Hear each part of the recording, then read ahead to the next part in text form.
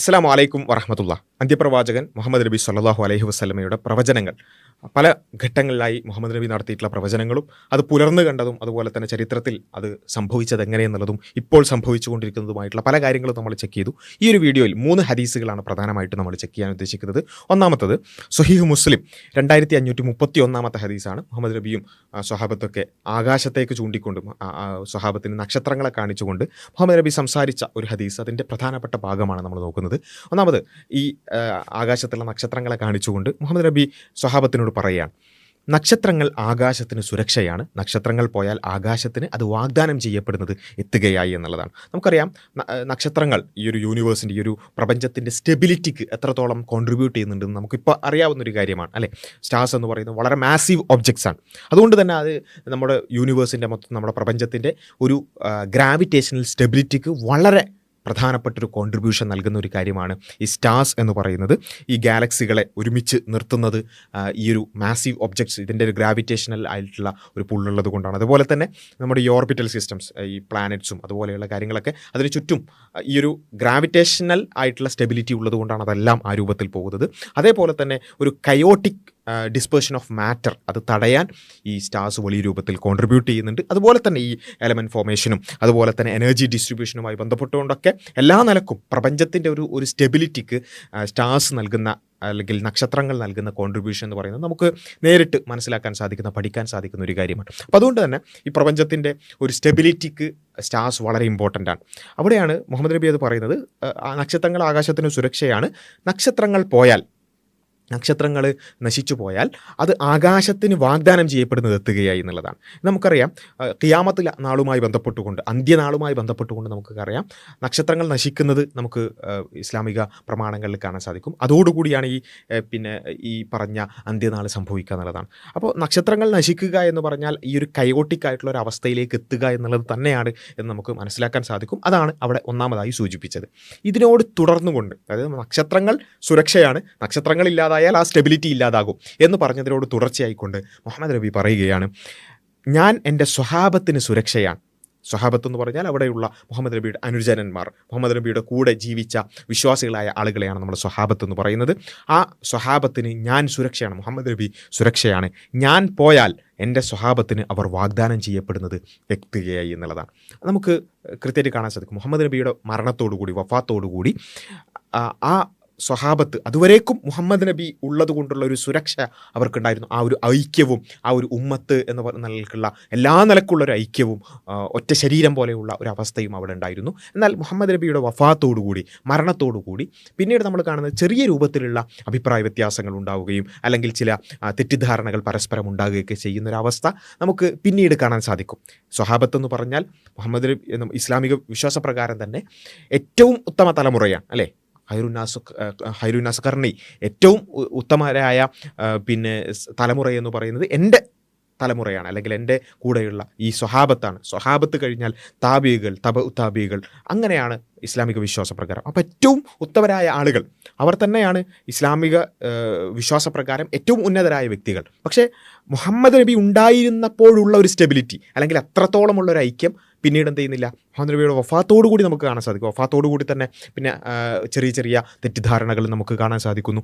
അതിനുശേഷം ആ തെറ്റിദ്ധാരണകൾ വളരുന്നത് നമുക്ക് കാണാൻ സാധിക്കുന്നു. ഈവൻ ഏതുവരെ എന്ന് ചോദിച്ചാൽ പരസ്പരമുള്ള യുദ്ധത്തിലേക്ക് വരെ എത്തിപ്പെടുന്ന അവസ്ഥയിലേക്ക് നമുക്ക് കാണാം, ആഭ്യന്തര യുദ്ധത്തിലേക്ക് വരെ എത്തിപ്പെടുന്നത് നമുക്ക് കാണാൻ സാധിക്കും. അതാണ് മറ്റൊരു ഹദീസ് നമുക്ക് നോക്കാൻ സാധിക്കുന്നത്.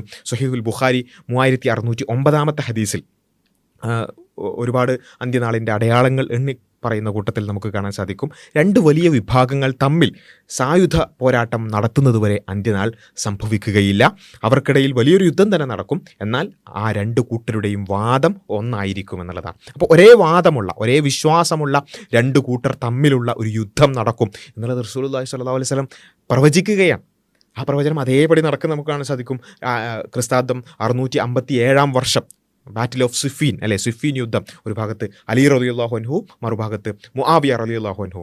ഇത് രണ്ടും സ്വഹാബത്താണ്. രണ്ടും സ്വഹാബത്താണ്. പക്ഷേ അവർക്കിടയിൽ ഈ ഉസ്മാൻ റളിയല്ലാഹു അൻഹുവിൻ്റെ ഘാതകരെ എത്രയും പെട്ടെന്ന് ശിക്ഷിക്കണം എന്നതുമായി ബന്ധപ്പെട്ടുകൊണ്ടുള്ള ചില തെറ്റിദ്ധാരണകളും അങ്ങനെയുള്ള ചില അഭിപ്രായ വ്യത്യാസങ്ങളുടെയും പേരിൽ ഒരു യുദ്ധം തന്നെ മുസ്ലിങ്ങൾക്കിടയിൽ നടക്കുന്ന ഒരു അവസ്ഥ വരെ ഉണ്ടാകുകയാണ്. അപ്പോൾ എന്ന് വെച്ചാൽ മുഹമ്മദ് നബി എന്ന് പറയുന്ന ഒരു സുരക്ഷ ഇല്ലാതാകുന്നതോടുകൂടി ആ സ്വഹാബത്തിൻ്റെ ഇടയിൽ പോലും ഏറ്റവും ഉത്തമരായ ആളുകളുടെ ഇടയിൽ പോലും ചെറിയ ചില അഭിപ്രായ വ്യത്യാസങ്ങളും അസ്വാരസ്യങ്ങളും ഉണ്ടാകുന്നു. എന്നാൽ നമുക്ക് കാണാൻ സാധിക്കുന്ന ഒരു കാര്യം, സ്വഹാബത്തിൻ്റെ ഇടയിൽ അത്തരത്തിലുള്ള ചില അഭിപ്രായ വ്യത്യാസങ്ങളോ തെറ്റിദ്ധാരണകളൊക്കെ ഉണ്ടെങ്കിലും അതൊക്കെ പരിഹരിച്ചുകൊണ്ട് അവർ മുന്നോട്ട് പോകുന്ന നമുക്ക് കാണാൻ ഒരേ മനസ്സോടുകൂടി ഒരു ഉമ്മത്ത് എന്നുള്ള നിലക്ക് തന്നെ വളരെ ഐക്യത്തോടു കൂടി തന്നെ ചെറിയ തെറ്റിദ്ധാരണകൾ ഉണ്ടെങ്കിലും അതൊക്കെ ഉണ്ടാവുകയും പരിഹരിക്കുകയും ചെയ്തുകൊണ്ടുള്ള ഒരു അവസ്ഥ നമുക്ക് കാണാൻ സാധിക്കും. പക്ഷേ പിന്നീട് നമ്മൾ കാണുന്നത് ഈ നേരത്തെ പറഞ്ഞ ഹദീസിൻ്റെ തുടർച്ചയിൽ നമുക്കത് ആ ഒരു പ്രവചനം കൂടി കാണാൻ സാധിക്കും.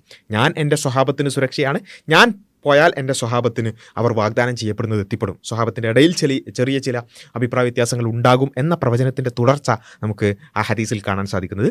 എൻ്റെ സ്വഹാബത്ത് എൻ്റെ ഉമ്മത്തിന് സുരക്ഷയാണ്, എൻ്റെ സ്വഹാബത്ത് പോയാൽ എൻ്റെ ഉമ്മത്തുകൾക്ക് അവർ വാഗ്ദാനം ചെയ്യപ്പെടുന്നത് എത്തുകയായി എന്നുള്ളതാണ്. അതായത് ഉമ്മത്ത് ഈ സമൂഹത്തിന്, മുസ്ലിം സൊസൈറ്റിക്ക് അല്ലെങ്കിൽ മുസ്ലിം ഉമ്മത്തിന് ലോകാവസാനം വരേക്കുമുള്ള മുസ്ലിങ്ങൾക്ക് എൻ്റെ സ്വഹാബത്ത് ഒരു സുരക്ഷയാണ്. സ്വഹാബത്ത് ഒരു സുരക്ഷയായിക്കൊണ്ട് മുഹമ്മദ് നബി സ്വഹാബത്തിനൊരു സുരക്ഷയായി നിന്നതുപോലെ സ്വഹാബത്ത് ഈ ഉമ്മത്തിനൊരു സുരക്ഷയായി നിൽക്കും എന്നുള്ളതാണ്. എന്നാൽ ആ സ്വഹാബത്ത് പോയാൽ സ്വഹാബത്തിൻ്റെ മരണത്തോടുകൂടി ആ ഓരോ സ്വഹാബിമാർ മരണപ്പെട്ടു പോകുന്നതോടുകൂടി ആ ഉമ്മത്തിന്, മുസ്ലിം ഉമ്മത്തിന് അവർ വാഗ്ദാനം ചെയ്യുന്നത് എത്തുകയായി എന്നുള്ളതാണ്. അത് നമുക്ക് നേരിട്ട് കാണുകയാണ് അല്ലേ, വളരെ നേരിട്ട്.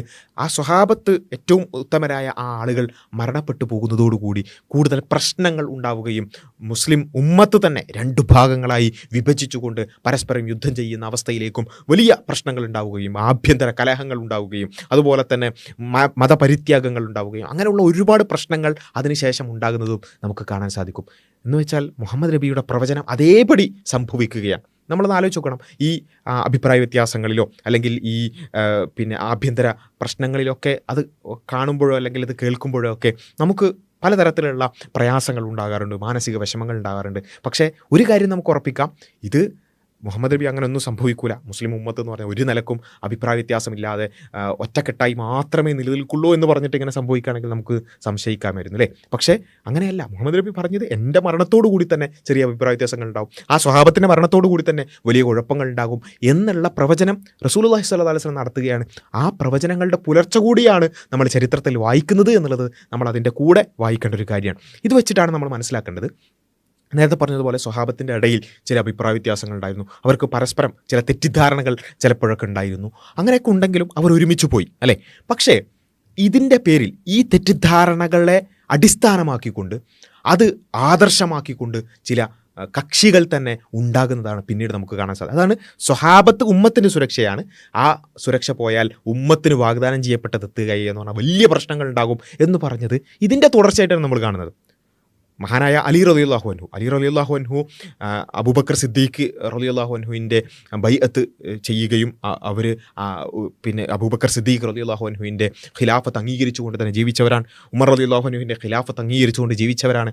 അതേപോലെ തന്നെ ഉസ്മാൻ റളിയല്ലാഹു അൻഹുവിൻ്റെ ഖിലാഫത്ത് അംഗീകരിച്ചുകൊണ്ട് ജീവിച്ചവരാണ് മഹാനായ അലി റളിയല്ലാഹു അൻഹു എന്ന് പറയുന്നത്. പക്ഷേ ആ അലി റളിയല്ലാഹു അൻഹു ഇവരെയൊക്കെ അംഗീകരിക്കുകയും ഏതുവരെ എന്ന് ചോദിച്ചാൽ ഉസ്മാൻ റളിയല്ലാഹു അൻഹുവിനെ ഈ കലാപകാരികൾ കൊല്ലാൻ വരുമ്പോൾ ഉസ്മാൻ റളിയല്ലാഹു അൻഹുവിനെ സംരക്ഷിക്കാൻ ഉള്ള ആളുകളിൽ ഒരാൾ അലി റളിയല്ലാഹു അൻഹു ആയിരുന്നു. അത്രത്തോളം ആ നിലക്ക് അവരെല്ലാവരും ഒരുമിച്ചായിരുന്നു. ശരിയാണ്, അതിനും ചില ഘട്ടങ്ങളിലൊക്കെ ചെറിയ അഭിപ്രായ വ്യത്യാസങ്ങളൊക്കെ ഉണ്ടായിട്ടുണ്ട്. പക്ഷേ അവർ ഒരുമിച്ചായിരുന്നു. ഉസ്മാൻ റളിയല്ലാഹു അൻഹുവിനെ ആളുകൾ കൊല്ലാൻ വരുമ്പോൾ അവിടെ സംരക്ഷിക്കാൻ ഏൽപ്പിക്കപ്പെട്ടവരിൽ ഒരാൾ അലി റളിയല്ലാഹു അൻഹു ആയിരുന്നു. അങ്ങനെ ഉണ്ടായിരുന്ന ആളുകൾ അവർ ഒരുമിച്ചായിരുന്നു. പക്ഷേ അവരൊരുമിച്ചായിരുന്നെങ്കിലും, സ്വഹാബത്ത് ഒരുമിച്ചായിരുന്നെങ്കിലും ആ സ്വഹാബത്തിൻ്റെ പേരിൽ ഷീഅത്തു അലി, അലിയുടെ കക്ഷിക്കാർ എന്ന് പറഞ്ഞുകൊണ്ട് ചില ആളുകൾ എന്ത് ചെയ്യാണ്, ഇവർക്കിടയിലുള്ള എപ്പോഴെങ്കിലൊക്കെ ഉണ്ടായിട്ടുള്ള എന്തെങ്കിലും അഭിപ്രായ വ്യത്യാസങ്ങളെ പെരുപ്പിച്ച് കാണിക്കുകയും അത് ആദർശവൽക്കരിക്കുകയും ചെയ്തുകൊണ്ട് പുതിയ കക്ഷികൾ ഉണ്ടാവുകയാണ്. സ്വഹാബത്തിന് ആ പ്രശ്നമില്ല, അലി റളിയല്ലാഹു അൻഹുവിന് ആ പ്രശ്നമില്ല. ഏതുവരെയും ചോദിച്ചാൽ അലി റളിയല്ലാഹു അൻഹുവിനെ മഹത്വപ്പെടുത്തുകയും ഈവൻ ഈ എല്ലാ ഖലീഫമാരേക്കാളും ഉന്നതൻ അലി റളിയല്ലാഹു അൻഹു ആണ്, അതേപോലെ തന്നെ ഈവൻ മുഹമ്മദ് നബിയേക്കാൾ ഉന്നതനാണ് എന്നുവരെ പറയുന്ന, അല്ലെങ്കിൽ അതിനും അപ്പുറത്തേക്ക് അലി പടച്ചവൻ തന്നെയാണ് എന്നുവരെ പറയുന്ന അവസ്ഥയിലേക്ക് വരെ ഈ പറഞ്ഞ അലിയുടെ കക്ഷിക്കാർ എന്ന് പറഞ്ഞുകൊണ്ടുള്ള ആളുകൾ എത്തിപ്പെടുന്ന നമ്മൾ കാണുകയാണ്. അതിനുവേണ്ടി ജൂതന്മാരുടെ ചില പ്രവർത്തനങ്ങളടക്കം, ചില ചാരപ്രവൃത്തി അടക്കം നമുക്കതിൻ്റെ പിന്നിൽ പ്രവർത്തിക്കുന്നതായിട്ട് കാണാൻ സാധിക്കും. എന്ന് വെച്ചാൽ അലി റളിയല്ലാഹു അൻഹുവിന് ഒരു നിലക്കും ഇതിനോടൊരു ബന്ധമില്ല.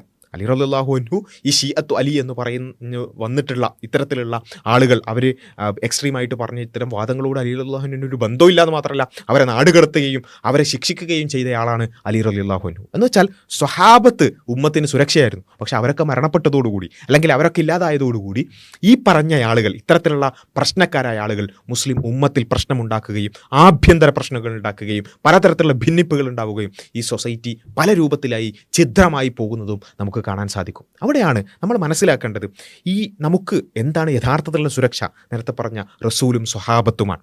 ഏതുവരെയും ചോദിച്ചാൽ ഇന്ന് ഷിയാക്കൾ എന്ന് പറയുന്ന ഈ കക്ഷി അവരുടെ പ്രധാന പണി എന്ന് പറയുന്നത് തന്നെ ഈ പറഞ്ഞ സ്വഹാബത്തിന് തെറി പറയുക എന്നുള്ളതാണ്. അബൂബക്കർ സിദ്ദീഖ്, ഉമർ റളിയല്ലാഹു അൻഹു, ഉസ്മാൻ റളിയല്ലാഹു അൻഹു, അത്രയും മഹാന്മാരായ റസൂലുള്ളാഹി സ്വല്ലല്ലാഹു അലൈഹി വസല്ലം സ്വർഗം കൊണ്ട് വാഗ്ദാനം ചെയ്യപ്പെട്ടു എന്ന് നമുക്ക് നേരിട്ട് പഠിപ്പിച്ച് തന്നിട്ടുള്ള ആ വ്യക്തികൾ അവർ കാഫിറുകളാണെന്ന് വിശ്വസിക്കണം, അല്ലെങ്കിൽ അവർക്ക് ലഅനത്ത് ചൊല്ലണം, അവരെ ശപിക്കണം എന്ന് പറയുന്ന അവസ്ഥയിലേക്ക് എന്തിൻ്റെ പേരിൽ? ഈ ചെറിയ ചില അഭിപ്രായ വ്യത്യാസങ്ങളോ അല്ലെങ്കിൽ രാഷ്ട്രീയപരമായിട്ടുള്ള ഇത്തരത്തിലുള്ള ചരിത്രത്തിൽ സംഭവിച്ചു കഴിഞ്ഞിട്ടുള്ള കാര്യങ്ങളുടെ പേരിൽ, അല്ലെങ്കിൽ അതിനെ പെരുപ്പിച്ച് കാണിച്ചുകൊണ്ട്, അതിൽ തന്നെ ചെറിയ മിസ്അണ്ടർസ്റ്റാൻഡിങ്സ് ഒക്കെ ആയിരിക്കും, അതിൻ്റെ മേലെ കുറേ കഥകൾ കെട്ടിപ്പടുത്ത് അതിൻ്റെ മേലെ കുറേ ചരിത്രം എഴുതി വെച്ച് അങ്ങനെ അവരുടേതായ രൂപത്തിലുള്ള ആഖ്യാനം ഉണ്ടാക്കിക്കൊണ്ട് അതിൻ്റെ മേലൊരു മതം തന്നെ കെട്ടിപ്പടുക്കുകയാണ്. അതാണ് നമുക്ക് കാണാൻ സാധിക്കുന്നത്. അതിൻ്റെ തുടർച്ചയായിട്ടാണ് മുസ്ലിം ലോകത്ത് പിന്നീട് നടന്ന ഒരുപാട് പ്രശ്നങ്ങൾ. നമ്മളിതിങ്ങനെ മുസ്ലിം ലോകത്ത് സുന്നി ഷിയ എന്ന് പറഞ്ഞ് രണ്ട് വിഭാഗങ്ങൾ ഉണ്ടായി എന്ന് മാത്രം പഠിച്ചാൽ പോരാ. എത്രമാത്രമാണ് ഈ പറഞ്ഞ ഒരു അഭിപ്രായ വ്യത്യാസങ്ങളുമായി ബന്ധപ്പെടുത്തി ഇവരൊരു ആഖ്യാനം ഉണ്ടാക്കി, കുറച്ച് കഥകളുണ്ടാക്കി, അതിന് പെരുപ്പിച്ച് കാണിക്കാൻ ഒരുപാട് ദുർബല ഹദീസുകൾ ഉണ്ടാക്കി, അങ്ങനെയൊക്കെ സ്വഹാബത്തിനെ മോശക്കാരാക്കാൻ. ഏത് സ്വഹാബത്ത്? എൻ്റെ ഉമ്മത്തുകൾക്ക് സുരക്ഷയാണ് എന്ന് റസൂൽ പഠിപ്പിച്ച ആ സ്വഹാബത്തിനെ മോശക്കാരാക്കാൻ വേണ്ടിയാണ് ഈ പറഞ്ഞ കാര്യങ്ങളൊക്കെ ചെയ്യുന്നത്. റസൂൽ പറഞ്ഞത് അസ്ഹാബി കന്നുജൂം എന്നാണ്. എൻ്റെ സ്വഹാബത്ത് നക്ഷത്ര തുല്യരാണ് എന്നാണ്. ആ നക്ഷത്ര തുല്യരാണ് എന്ന് റസൂൽ പറഞ്ഞ ആ സ്വഹാബത്തിനെ മോശക്കാരാക്കുക, അവരെ ലഅനത്ത് ചൊല്ലുക, അവരെ ശപിക്കുക എന്ന അവസ്ഥയിലേക്ക് വരെ മുസ്ലിം ഉമ്മത്ത് എത്തുകയാണ്. എപ്പോൾ? ഈ പറഞ്ഞ സ്വഹാബത്ത് ഇല്ലാതാകുന്നതോടുകൂടി, സ്വഹാബത്ത് എന്ന് പറയുന്ന സുരക്ഷ ഇല്ലാതാകുന്നതോടുകൂടി അത്തരം ഒരവസ്ഥയിലേക്ക് സൊസൈറ്റി എത്തിപ്പെടുകയാണ്. ഞാൻ പറഞ്ഞത് ഈ കാര്യങ്ങളൊക്കെ നമ്മൾ മനസ്സിലാക്കേണ്ടതുണ്ട്. ഈ സുന്നി ഷിയ വിഷയങ്ങളൊക്കെ നമ്മൾ പഠിക്കുമ്പോൾ അത് ആ ഒരു ചരിത്രം ജസ്റ്റ് ഇങ്ങനെ വായിച്ചു പോകുക എന്നുള്ളതിനപ്പുറത്ത് ഈ ഒരു രൂപത്തിൽ കൂടി ഇതിൻ്റെ പ്രശ്നം നമ്മൾ ബോധ്യപ്പെടാൻ കൂടി നമുക്ക് സാധിക്കേണ്ടതുണ്ട്. അങ്ങനെ ആ പ്രശ്നങ്ങൾ ഉണ്ടാകുമെന്ന് റസൂലുള്ളാഹി സ്വല്ലല്ലാഹു അലൈഹി വസല്ലം പ്രവചിച്ചു. അത് അതേപടി നടക്കുകയാണ്. റസൂലിൻ്റെ വഫാത്തോടുകൂടി ചെറിയ അഭിപ്രായ വ്യത്യാസങ്ങൾ ഉണ്ടാകുന്നു. ആ അഭിപ്രായ വ്യത്യാസങ്ങളെ പെരുപ്പിച്ച് കാണിച്ചുകൊണ്ട് സ്വഹാബത്തിൻ്റെ ആ ഒരു മരണത്തോടു കൂടി പിന്നീട് അത് വലിയ പ്രശ്നങ്ങളിലേക്ക് എത്തിപ്പെടുന്നത് നമുക്ക് കാണുകയാണ്. ആ ഒരു കാര്യവും റസൂലുള്ളാഹി സ്വല്ലല്ലാഹു അലൈഹി വസല്ലം അതേപടി പ്രവചിക്കുകയാണ്. ഇനി ഇതോട് ചേർത്തുകൊണ്ട് നമുക്ക് മനസ്സിലാക്കാൻ സാധിക്കുന്ന മറ്റൊരു ഹദീസ് കൂടി, പ്രവചനവും അതുപോലെ തന്നെ ഇത്തരം വിഷയങ്ങളിൽ നമ്മൾ എന്ത് ചെയ്യണം, എന്ത് നിലപാട് സ്വീകരിക്കണം എന്നതിന് കൂടി ഒരു ഉൾക്കാഴ്ച നൽകുന്ന മറ്റൊരു ഹദീസാണ്. സഹീഹുൽ ബുഖാരി 3606 ഹദീസാണ്. ഹുദൈഫ റളിയല്ലാഹു അൻഹുവിൻ്റെ ഹദീസ് എന്ന നിലയ്ക്ക് വളരെ പ്രസിദ്ധമായിട്ടുള്ള എന്നാൽ വളരെ ലെങ്ത് ഉള്ള ഒരു ഹദീസാണ്. ആ ഹദീസിൻ്റെ ഏകദേശ ആശയം അല്ലെങ്കിൽ ആ ഒരു പരിഭാഷ നമ്മളൊന്ന് പരിശോധിക്കുകയാണ്. ഹുദൈഫ റളിയല്ലാഹു അൻഹു പറയാണ്, ജനങ്ങൾ അള്ളാഹുവിൻ്റെ റസൂലിനോട് നന്മകളെക്കുറിച്ച് ചോദിക്കാറുണ്ടായിരുന്നു. പല നന്മകളെക്കുറിച്ചും ചോദിക്കും, റസൂൽ അത് പഠിപ്പിച്ചു കൊടുക്കും. പക്ഷേ എന്നാൽ തിന്മ എന്നെ ബാധിക്കുമെന്ന് ഭയന്നുകൊണ്ട് ഞാൻ തിന്മകളെക്കുറിച്ചാണ് ചോദിച്ചത്. ഹുദൈഫ റളിയല്ലാഹു അൻഹു റസൂലിനോട് ചോദിച്ചത് തിന്മകളെക്കുറിച്ചാണ്. ഒരിക്കൽ ഹുദൈഫ റളിയല്ലാഹു അൻഹു ചോദിക്കുകയാണ് റസൂലിനോട്, അല്ലാഹുവിൻ്റെ റസൂലെ, ഞങ്ങൾ ജാഹിലിയത്തിലും അതായത് അജ്ഞാന കാലത്തിലും തിന്മയിലുമായിരുന്നു. തുടർന്ന് അള്ളാഹു ഞങ്ങൾക്ക് നന്മ അതായത് ഇസ്ലാം നൽകി. ഈ നന്മക്ക് ശേഷം വല്ല തിന്മയും ഉണ്ടാവും? അതായത് ജാഹിലിയത്തിലായിരുന്നു, പിന്നെ നന്മയിലേക്കെത്തി, ഇസ്ലാമിലേക്കെത്തി. ഈ ഇസ്ലാമിന് ശേഷം വല്ല തിന്മയും ഉണ്ടാവുമോ? അപ്പോൾ റസൂലുള്ളാഹി സ്വല്ലല്ലാഹു അലൈഹി വസല്ലം പറയാണ്, അതെ. അപ്പോൾ ഹുദൈഫ റളിയല്ലാഹു അൻഹു ചോദിക്കുകയാണ്, ആ തിന്മക്ക് ശേഷം വീണ്ടും വല്ല നന്മയുണ്ടാവുമോ? അതായത് ജാഹിലിയത്ത്, പിന്നെ നന്മ എന്ന് പറയുന്ന ഇസ്ലാം, അതിനുശേഷം തിന്മയുണ്ടാകും, അതിനുശേഷം പിന്നെ നന്മയുണ്ടാവുമോ? അപ്പോൾ റസൂലുള്ളാഹി സ്വല്ലല്ലാഹു അലൈഹി വസല്ലം പറയാണ്, അതെ, ആ തിന്മക്ക് ശേഷവും പിന്നെയും നന്മയുണ്ടാകും, പക്ഷേ അതിൽ ചില മങ്ങലുകൾ ഉണ്ടാകും. ആ തിന്മക്ക് ശേഷം വരുന്ന നന്മക്ക് ചില മങ്ങലുകൾ ഉണ്ടാകും. അപ്പോൾ ചോദിക്കുകയാണ്, ഏതാണ് ആ മങ്ങലുകൾ? റസൂലുള്ളാഹി സ്വല്ലല്ലാഹു അലൈഹി വസല്ലം പറയാണ്, എൻ്റെ ചര്യയല്ലാത്ത കാര്യങ്ങൾ മുറയായി സ്വീകരിക്കുകയും ഞാൻ കാണിച്ചു തന്നതല്ലാത്ത വഴിയിലൂടെ ജനങ്ങളെ നയിക്കുകയും ചെയ്യുന്ന ഒരു വിഭാഗം ഉണ്ടാകും. അത്തരത്തിലുള്ള വിഭാഗങ്ങൾ ഉണ്ടാവും. എന്നുവെച്ചാൽ ആ ഒരുപാട് കുഴപ്പങ്ങൾ അല്ലെങ്കിൽ തിന്മകൾ ഉണ്ടായതിന് ശേഷം ഉണ്ടാകുന്ന നന്മ, ആ നന്മയിലുള്ള മങ്ങൽ എന്താണ് എന്നുള്ളതാണ് ചോദിക്കുന്നത്. റസൂലിൻ്റെ ചര്യയല്ലാത്ത കാര്യങ്ങൾ ചര്യയായി സ്വീകരിക്കുന്ന, ഞാൻ കാണിച്ചു തന്നതല്ലാത്ത വഴിയിലൂടെ ജനങ്ങളെ നയിക്കുന്ന ഒരു വിഭാഗം ഉണ്ടാകും എന്നുള്ളതാണ്. അവരിൽ നിന്ന് നല്ല കാര്യങ്ങളും ചീത്ത കാര്യങ്ങളും നിങ്ങൾക്ക് കാണാം. ഒരു നന്മയും തിന്മയൊക്കെ മിക്സായ രൂപത്തിലായിരിക്കും അവരിലുണ്ടാവുക. അപ്പോൾ ഹുദൈഫ റളിയല്ലാഹു അൻഹു ചോദിക്കാൻ, ആ നന്മയ്ക്ക് ശേഷം വീണ്ടും തിന്മയുണ്ടാകുമോ? ചെറിയ മങ്ങലോടുകൂടിയാണെങ്കിലും ഒരു നന്മയാണല്ലോ അത്, അതിനുശേഷം വീണ്ടും തിന്മയുണ്ടാകുമോ? അപ്പോൾ റസൂലുള്ളാഹി സ്വല്ലല്ലാഹു അലൈഹി വസല്ലം പറയാണ്, അതെ, നരകത്തിൻ്റെ വാതിലുകളിലേക്ക് ക്ഷണിക്കുന്ന ചില പ്രബോധകരുണ്ടാകും. ആരെങ്കിലും അവരുടെ വിളിക്ക് ഉത്തരം നൽകിയാൽ അവരെ അവർ നരകത്തിലേക്ക് എറിഞ്ഞു കളയും. അപ്പോൾ ഹുദൈഫ റളിയല്ലാഹു അൻഹു ചോദിക്കുകയാണ്, അള്ളാഹുവിൻ്റെ റസൂലെ, അവരെ ഞങ്ങൾക്ക് വിവരിച്ച് തന്നാലും. അവരാരാണ്? നരകത്തിലേക്ക് വിളിക്കുന്ന പ്രബോധകർ, നരകത്തിലേക്ക് വിളിക്കുന്ന പണ്ഡിത വേഷധാരികൾ അവരാരാണ് എന്ന് ചോദിക്കുമ്പോൾ റസൂലുള്ളാഹി സ്വല്ലല്ലാഹു അലൈഹി വസല്ലം പറയാണ്, അവർ നമ്മുടെ വംശത്തിൽ തന്നെയാണ്, റസൂലിൻ്റെ അല്ലെങ്കിൽ നമ്മുടെ ഈ മുസ്ലിങ്ങളിൽ പെട്ടവർ തന്നെയാണ്, നമ്മുടെ ഭാഷ തന്നെയാണ് അവർ സംസാരിക്കുക. അപ്പോൾ ഹുദൈഫ റളിയല്ലാഹു അൻഹു ചോദിക്കുകയാണ്, ഞാൻ ആ കാലഘട്ടത്തിലാണ് ജീവിക്കുന്നതെങ്കിൽ അങ്ങ് എനിക്ക് എന്താണ് കൽപ്പിക്കുന്നത്? അങ്ങനെയുള്ള കുഴപ്പങ്ങളൊക്കെ ഉണ്ടാകുന്ന, നരകത്തിലേക്ക് വിളിക്കുന്ന പ്രബോധകരൊക്കെ ഉണ്ടാകുന്ന ഒരു അവസ്ഥയിൽ എന്താണ് ഞാൻ ചെയ്യേണ്ടത്?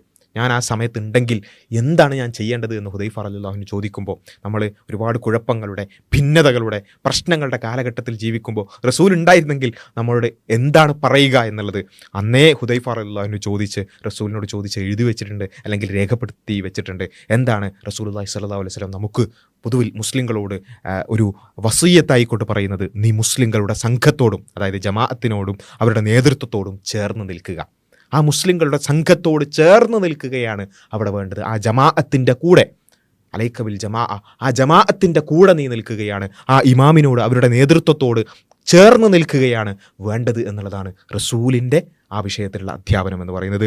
അപ്പോൾ ഹുദൈഫ റളിയല്ലാഹു അൻഹു ചോദിക്കുകയാണ്, അഥവാ ഇനി അവർക്കൊരു സംഘമോ നേതൃത്വമൊന്നും ഇല്ലെങ്കിലോ, അത്തരത്തിലൊരു സംഘം, ഒരു ശരിയായ മാർഗത്തിൽ ശരിയായ ഇസ്ലാം അനുസരിച്ച് ജീവിക്കുന്ന ഒരു സംഘമില്ലെങ്കിൽ, അങ്ങനെ ഒരു നേതൃത്വമൊന്നും അവിടെ ഇല്ലയെന്നുണ്ടെങ്കിൽ, മൊത്തത്തിൽ കയോട്ടിക്കായിട്ടുള്ള അത്തരത്തിലുള്ളൊരു അവസ്ഥയാണെങ്കിൽ എന്താണ് ചെയ്യേണ്ടത്? റസൂലുള്ളാഹി സ്വല്ലല്ലാഹു അലൈഹി വസല്ലം പറയാണ്, എങ്കിൽ അങ്ങനെയാണെങ്കിൽ കൃത്യമായി ഇസ്ലാം അനുസരിക്കുന്ന സംഘങ്ങൾ, ജമാഅത്ത് ഇല്ല എന്നുണ്ടെങ്കിൽ, അവർക്കൊരു നേതൃത്വമില്ല എന്നുണ്ടെങ്കിൽ, ആ കക്ഷികളിൽ നിന്നെല്ലാം നീ ഒഴിഞ്ഞു മാറുക. ഒരു മരച്ചുവട് കടിച്ചു പിടിച്ചിട്ടാണെങ്കിലും നിന്റെ മരണം വരുന്നത് വരെ നീ ആ അവസ്ഥയിൽ തുടരുക എന്നുള്ളതാണ്. അപ്പോൾ അങ്ങനെ ഒരു ജമാഅത്തൊന്നും ഇല്ലെങ്കിൽ, ഒരു സംഘമൊന്നും ഇല്ല എന്നുണ്ടെങ്കിൽ നീ എന്ത് ചെയ്യുക? അവരിൽ നിന്നൊക്കെ മാറി നിൽക്കുക. ഒരു മരത്തിൻ്റെ ചുവട് കടിച്ചു പിടിച്ചിട്ടെങ്കിലും നിങ്ങൾ അവരിൽ നിന്നൊക്കെ മാറി നിൽക്കുക എന്നുള്ളതാണ് റസൂലുള്ളാഹി സ്വല്ലല്ലാഹു അലൈഹി വസല്ലമയുടെ ഉപദേശം എന്ന് പറയുന്നത്. അപ്പോൾ ശരിയാണ്, നമുക്കെല്ലാവർക്കും അറിയാവുന്ന ഒരു ഹദീസാണ്, എൻ്റെ സമുദായം 73ഓളം കക്ഷികളായി ഭിന്നിക്കുമെന്നുള്ളത്. മുസ്ലിങ്ങളിൽ ഭിന്നിപ്പ് ഉണ്ടാവും എന്നുള്ളത് റസൂലുള്ളാഹി സ്വല്ലല്ലാഹു അലൈഹി വസല്ലമയുടെ പ്രവചനമാണ്. അത് സംഭവിക്കണം, അല്ലേ? അത് സംഭവിച്ചേ തീരൂ. അത് നമ്മൾ നേരിട്ട് കണ്ടുകൊണ്ടിരിക്കുകയാണ്. അതിൻ്റെ പ്രയാസങ്ങളിലൂടെയൊക്കെ കടന്നു പോകുമ്പോഴും, അത് നമുക്ക് മനസ്സിൽ പ്രയാസങ്ങൾ ഉണ്ടാക്കുമ്പോഴും നമ്മൾ മനസ്സിലാക്കേണ്ടത്, റസൂൽ പറഞ്ഞ ഈ ഒരു കാര്യം നമ്മൾ എത്രത്തോളം നമ്മളത് അംഗീകരിക്കാൻ ശ്രമിക്കുന്നുണ്ട്, അല്ലെങ്കിൽ നമ്മുടെ ജീവിതത്തിലേക്ക് കൊണ്ടുവരാൻ ശ്രമിക്കുന്നുണ്ട്.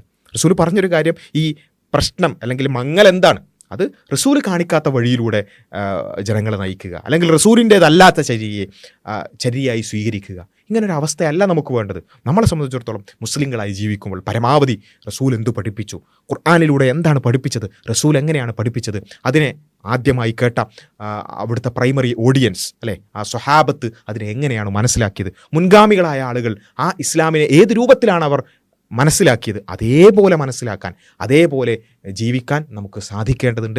അങ്ങനെയുള്ള സംഘങ്ങൾ, അല്ലെങ്കിൽ ആ ജമാഅത്തിൻ്റെ കൂടെ നിന്നുകൊണ്ട് മുന്നോട്ട് പോകാൻ നമുക്ക് സാധിക്കണം. അങ്ങനെ ജമാഅത്തുകളില്ലെങ്കിൽ, അങ്ങനെ ഒരു ജമാഅത്ത് ഇല്ല എന്നുണ്ടെങ്കിൽ അതിൽ നിന്നൊക്കെ മാറി നിന്നുകൊണ്ട് സ്വന്തം നഫ്സും നോക്കി, അല്ലെങ്കിൽ സ്വന്തം ദീനുമായി നമുക്ക് ജീവിക്കാൻ നമുക്ക് സാധിക്കേണ്ടതുണ്ട് എന്നുള്ളതാണ് ഈ ഒരു വിഷയവുമായി ബന്ധപ്പെട്ടുകൊണ്ട് നമ്മൾ മനസ്സിലാക്കേണ്ടത്. എന്ന് വെച്ചാൽ റസൂൽ പറഞ്ഞ ആ കാര്യങ്ങളൊക്കെ ഇന്ന് നമ്മൾ നേരിട്ട് അനുഭവിച്ചുകൊണ്ടിരിക്കുകയാണ്. ഏതൊരു മുസ്ലിമിനോട് ചോദിച്ചാലും ഈ ഒരു അവസ്ഥകളിലൂടെയൊക്കെ കടന്നു പോകുന്ന, അല്ലെങ്കിൽ ഈ ചരിത്രങ്ങളൊക്കെ എല്ലാവർക്കും അറിയാം, അല്ലേ? അത് റസൂല് നേരത്തെ പ്രവചിച്ചതാണ്. അതേപടി സംഭവിക്കുന്നത് നമ്മൾ ചരിത്രത്തിലും വർത്തമാനത്തിലും കണ്ടുകൊണ്ടിരിക്കുകയാണ് എന്നുള്ളതാണ് ഈ ഒരു വിഷയവുമായി ബന്ധപ്പെട്ടുകൊണ്ട് പറയാനുള്ളത്. റസൂലുള്ളാഹി സ്വല്ലല്ലാഹു അലൈഹി വസല്ലമയുടെ മറ്റൊരുപാട് പ്രവചനങ്ങൾ നമുക്ക് ഹദീസുകളിൽ കാണാൻ സാധിക്കും. അതൊക്കെ വഴിയുള്ള വീഡിയോകളിൽ നമുക്ക് വിശദീകരിക്കാം ഇൻഷാ അല്ലാഹ്. അസ്സലാമു അലൈക്കും വറഹ്മത്തുള്ളാഹി.